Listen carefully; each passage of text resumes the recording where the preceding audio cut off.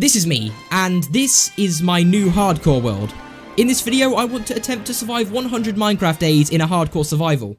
One day in Minecraft is 20 minutes real life time, meaning I must spend over 33 hours of real time in this Minecraft survival world. Remember, it's hardcore. One mistake and it's over. I'm not sure how hard or easy this challenge may be, but I know for certain there's 3 things I want to attempt to achieve in 100 days of Minecraft hardcore. What are those 3 things? I'm glad you've asked. The first one being defeating the Ender Dragon, arguably one of the hardest things to do in a hardcore Minecraft experience. The second thing on the list is to defeat the Wither, the second boss of Minecraft, and the third thing is going to be even more difficult, to obtain full netherite tools and armor. So, what am I waiting for? Let the 100 days begin.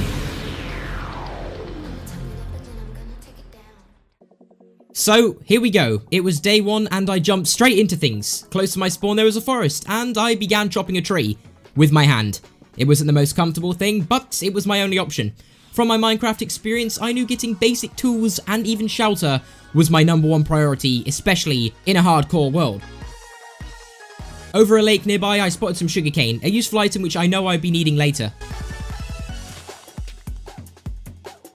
After gathering all the sugarcane, I dived into a river nearby. I needed food. I found some fish. I knew starting out, food could be a challenge, so I decided to get this as fast as I possibly could. Once I gathered a few fish, I went off exploring. I tried to find somewhere high up. I tried a tree. I got on top and I looked around for pigs or cows or anything. Luckily for me, I spotted some pigs. After I took the food I needed, I decided to take my pickaxe and start digging down. I needed temporary shelter. It was nothing great, but it did the job. Took my crafting table and I started going lower down into the ground. I crafted a furnace and instantly put my food in there. My hunger was already beginning to deplete. While I was letting my food cook, I decided to go to the overworld and chop trees until the sun set. And there I was. The first day was coming to a close. I stood there and watched the sunset. But not for long. I needed to get back down to my base. I knew that things were about to get very, very scary outside. So I then decided to spend that night mining for all the essentials. Coal, iron, and maybe even some diamonds if I was to get lucky. I didn't find too much iron, but I found enough for a pickaxe and a sword. So I decided to craft both of these. Here we go. It was day 2. I looked out my base and I saw sunlight. Day 2 wasn't really exciting. I went adventures to places I haven't ever been before and found some cows and even some sheep. But unfortunately for those sheep, a wolf was very, very hungry.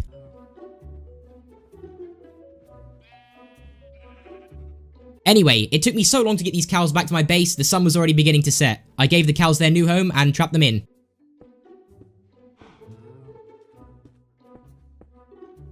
At this point, everything was looking good. I lit up their island and decided to make a shield, and that was pretty much it for day 2.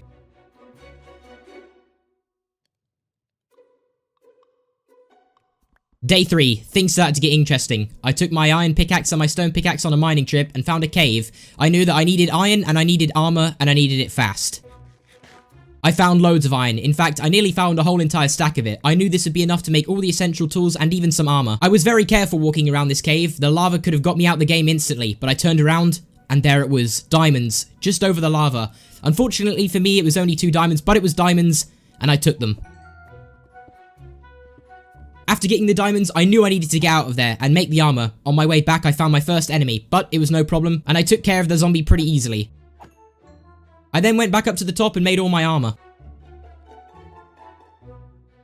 And there it was. I stood there with my full iron armor on, and I was ready for day 4. Up until day 4, I had nowhere to call home, so that was when construction started. I wanted an underground base. I wanted to minimize my interaction with enemies, so I thought by setting up base underground, I could be safe here. After I'd finished the first stage of construction, I began adding in some chests. I would need some storage later down the line.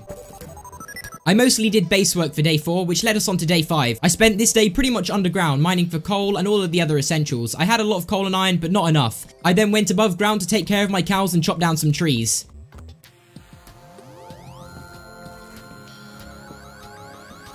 Day 6, I was mining for absolutely ages. I came across a bunch of enemies, but also some valuables. Gold, redstone, lapis, and even some diamonds.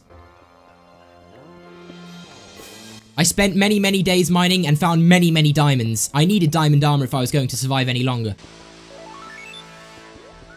For day 9, I went back above ground. I needed to set up my farms and get my cows breeding. So that is exactly what I did. And also the cows seemed pretty happy to see me. To start day 10, I decided to smelt everything I had mined from the previous days. And I even saved up enough diamonds to build a diamond pickaxe. This could take me on to the next stage of the game. The Nether. It was the end of day 10 and the start of day 11. I decided to go mining for obsidian because I knew of course I'd be able to make a nether portal, so that's what I did, and I also did some housework and dived into the river to do some extension of my island.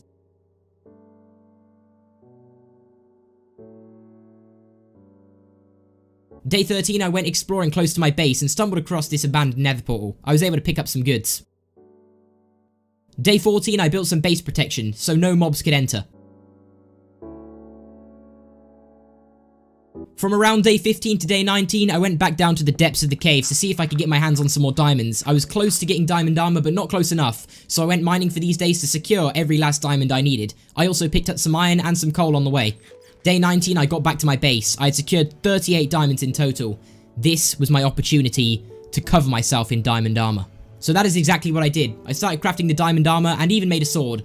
By that time, the advancement was made. I was stood there in my shiny blue diamond armor, but I was not worthy of wearing it yet. So I decided to put it back on an armor stand and put my iron armor on, and then I went back out to my farm to do some more work on it. I knew that if I wanted to go any further, I would need to breed my cows for an enchantment table. But on the way back to my base, something unimaginable happened.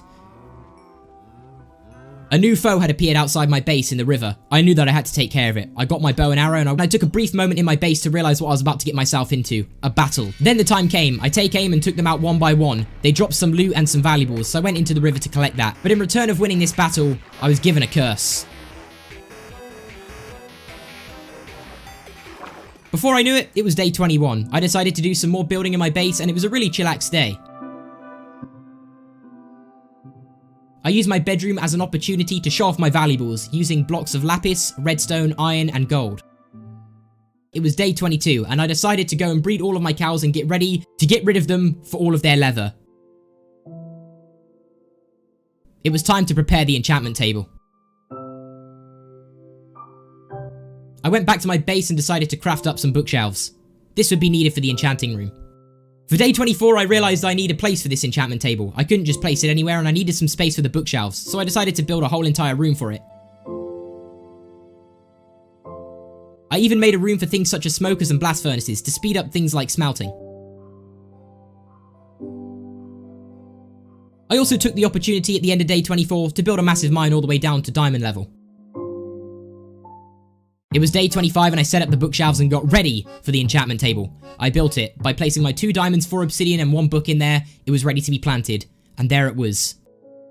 I did some extra decorating to the place and it ended up looking pretty nice. The first thing I decided to enchant was my diamond pickaxe.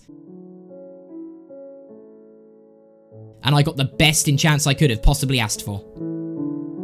The sword not so much. It took a few attempts, but I got there in the end with a decent enchant I was happy with. I then realized it was time to enter the nether. I needed more XP and I needed it pretty fast, so I went deep into the nether to try and get some quartz and XP. Luckily for me, the fortress was really close by, but I needed to find some piglins. These would become useful for trading. So that was it. I trapped a piglin and tossed him a bunch of gold. He done some really good trades and I ended up getting around about 16 Eye of Enders.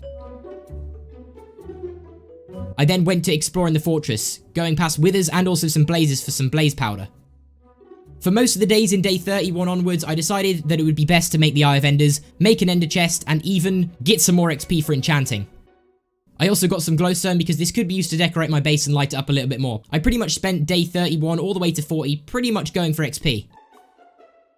After enchanting most of my armor, it was getting closer to the moment that I was scared for.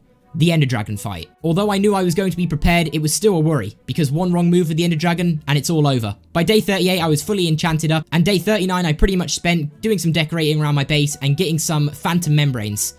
I could use phantom membranes for potions of slow falling, which would be useful for the end. I also went collecting arrows. By day 40 I went exploring.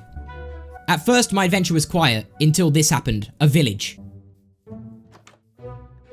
I found some friendly villagers which allowed me to do trades. It took a while, but I was able to get a mending book, something which was a game changer for the future of this world.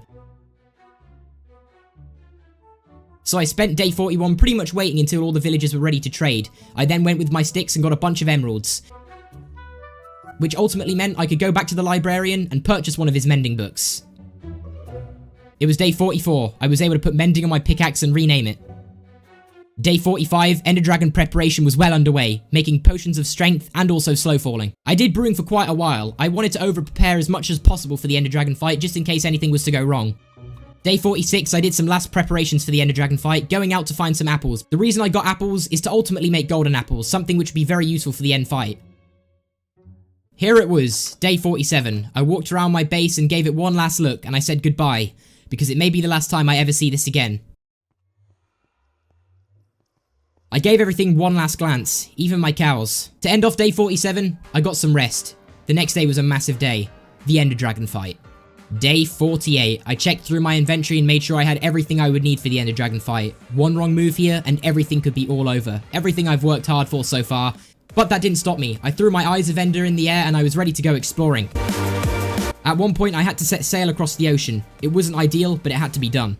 Finding this stronghold took multiple days. In fact, the Eyes of Ender were pointing me in every direction possible, until I came too close that the Eye of Ender couldn't go anywhere else apart from directly above the stronghold. I dug straight down, and here it was. For day 52, I pretty much spent that day exploring the stronghold and was able to come out with some pretty good books. And then it was time. I prepared the end portal, and everything was beginning to seem real. I drank both of my potions, and there was no turning back now. I entered the portal calmly and went up to the Ender Dragon fight. This was it. At first, my aim felt a bit weird, but as the battle progressed, I became more and more confident. My aim was incredible. Most of my shots were accurate, but the Ender Dragon was too fast for me.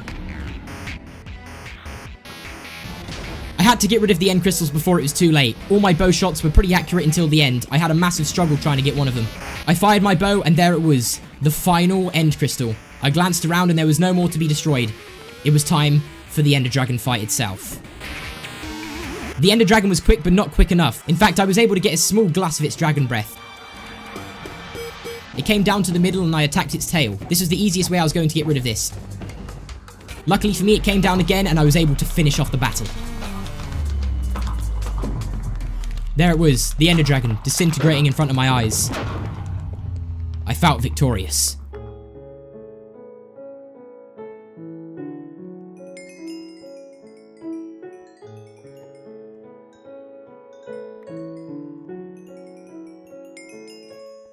I grabbed the egg, and look at that smile on my face. I was happy, but not happy enough. I needed elytras. I went into the end city and looked around. After a while of exploring, I found one, and I was scared it didn't have a boat, until I glanced over to the left, and there it was, the end ship. This contains an elytra which would change the whole way I could move around in this game. I swung my pickaxe and got entry under the boat. I was able to take the elytras and also some valuables in the chests. I equipped the elytras and debated whether I should leave the end city, but no, I needed to loot it. The shulker boxes that were in the end city were too good to pass by, but after that, I then decided to head home. There it was, day 66, I had the Ender Dragon head. I placed it on an armor stand and gave it some clothes. Day 67, I used that time to enchant some more and got a sword. And day 68, well, I had elytras. And I got a bit too excited. From day 69 to 74, this is my time to build. I had a bunch of creativity that I need to let out, so I built a bridge from my house all the way to the farm island. I also built a bit of a better house for the cows and some cool pathways. I also made space for a potato farm and also a wheat farm. And also, because enemy creatures were able to get on my island, I built a massive wall surrounding it.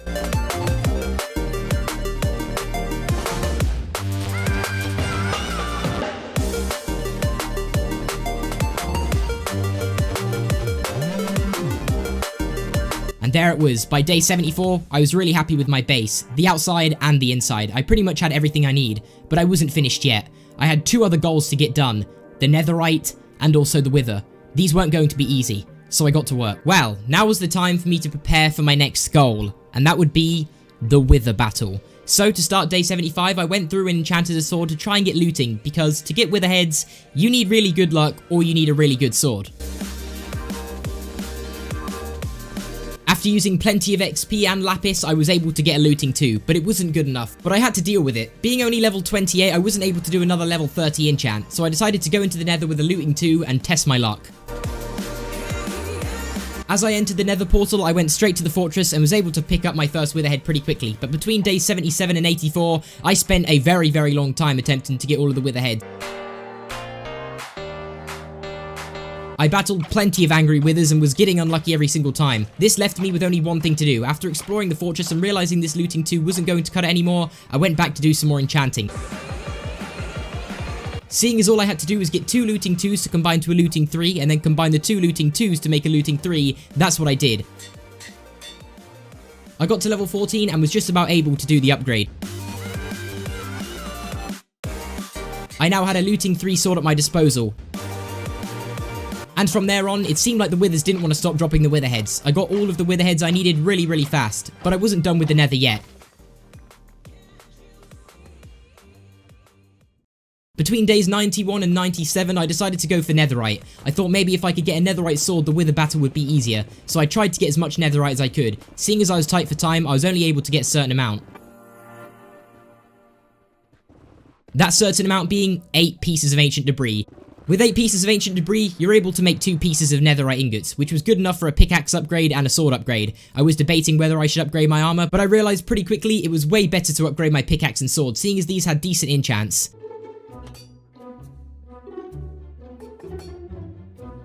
Before I knew it, it was day 99. I spent this day preparing for the wither fight. I was able to get hold of some strength potions I had from the ender dragon fight left over, made some arrows, and I was ready to go. I dug in one straight line, drunk my strength potion, and I was ready to go. All I had to do was place the last wither head. And there it was. The wither head was placed and it was spawned. If anything was to go wrong, not only would I be out of the game, but the wither also has explosive projectiles, meaning if it was to get up to my base, the whole entire island that I had would be gone. But thankfully, I had the effects of the strength 2 keeping me going, and the wither was out the game before I knew it. And there it was. The nether star was gripped in my hands, so I went straight back to my base to craft it into a beacon. I placed the nether star right in the center of the crafting bench, and there it was. I placed the beacon in my inventory, and it was day 100. To finish off day 100, I put my beacon on my island, equipped speed to it, and that was it. I stood on my bridge and gazed at the sun. That was it. The 100 days survived. On hardcore. All in one life. To be honest, there's a bunch more stuff I want to get done, so if you guys want to see another 100 days, then let me know down below in the comments. But apart from that, hopefully you guys enjoyed, have a great rest of your day, and peace.